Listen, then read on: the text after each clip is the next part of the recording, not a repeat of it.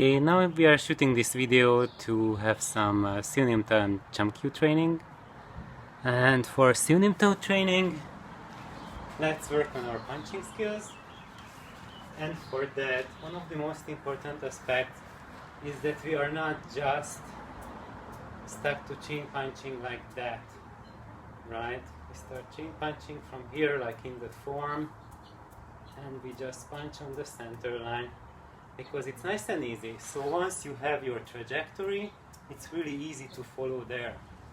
But that's not how you are going to apply it. So when you apply it, your hands are off your center line, maybe out here, out there, behind your back, and then from there, you want to be able to find your path to the center line. So for that, let's just move the arms around, and then from there, just chain punch.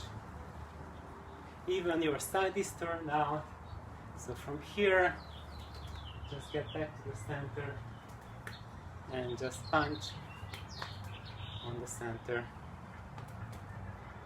So that's a really useful skill to develop, that you are able to take wherever your hands are, wherever position they are, and then just go to a chain punch delivery from there. One hand there, and both hands here, because you never know how you have to get your hands ready. So for that, it's important to just feel your center, because once your hands are centered, it's easy to follow one punch with the other. But if your hands are off center, then it's really hard to find your center, and most probably at the first try you will end up something like that your hands will just get in the way. So practice it that your hands are off center, and then you center them and first slowly punch. There's no point in your hands being off center and then you try something like this, or you try something like this. That's not chin punching. So what you want to achieve is your hands are out of the way, and then from there get to the center and punch from the heart at a nice straight center line. So your hands are not doing that, nor they are doing just kind of getting stuck, but just going center, center, center. Nice. So that's what we want to do. One thing is just learn how to punch. And the other part, that's for kicking. So for kicking, when we are at home, everyone has chairs, right? So using a chair is the same as using a wooden dummy, and it will help you to work on your balance skills, and you just want to make a light connection but definitive connection.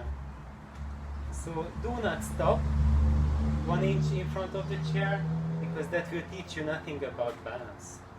If you never make connection with your target, then the first time you're going to make connection, you're going to get thrown off balance. So here we learn how to be sensitive. So just you move the chair a little bit, but at the same time your body is kept at the same place. And once you're comfortable with that, with making a connection, you can also keep your guard and make like 10 light kicks per foot, so that you are working on your hips and your balance. As if you just kick once, put down your foot, kick once, put down your foot, that's nothing. You have to work on your strength to be able to hold yourself up. Like that. So eventually, when you are cozy and familiar with that, then you get your mug, fill it up with water, and do the same thing with that. So do your nice kicks without spilling your drink. Couple on one foot, other foot, and when you are good with that, you can go to the next stage. which is doing several kicks. Higher, lower, higher, lower, higher, lower, higher, lower, higher, lower. Same thing, other leg, higher, lower, high, low, high, low, high, low. And as you see, the chair is moving away with each kick, but I'm still holding my balance. So I'm learning how to use kicks at slightly different distances. So between each kicks there was like an inch or so distance, which is different, and then you get to get a feel what is the closest distance where you can execute a kick to, and what is the furthest where your kick is still meaningful. And if you are over that distance, then you cannot hold your balance and you will just fall before you make that connection.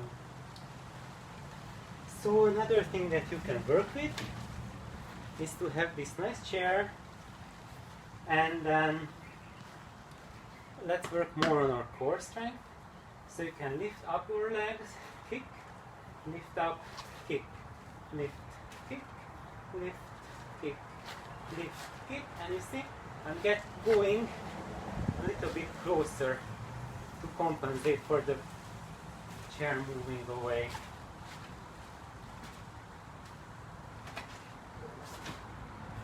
Nice. So that's just to add some extra lifting strength for the leg. And the longer you can hold up your leg, the more comfortable you are with it, the better your balance is. And that's ultimately what we want, because good balance translates to shadowless kicks. So, and if your balance is not good, then there is a lot of shadow, you will spill your drink.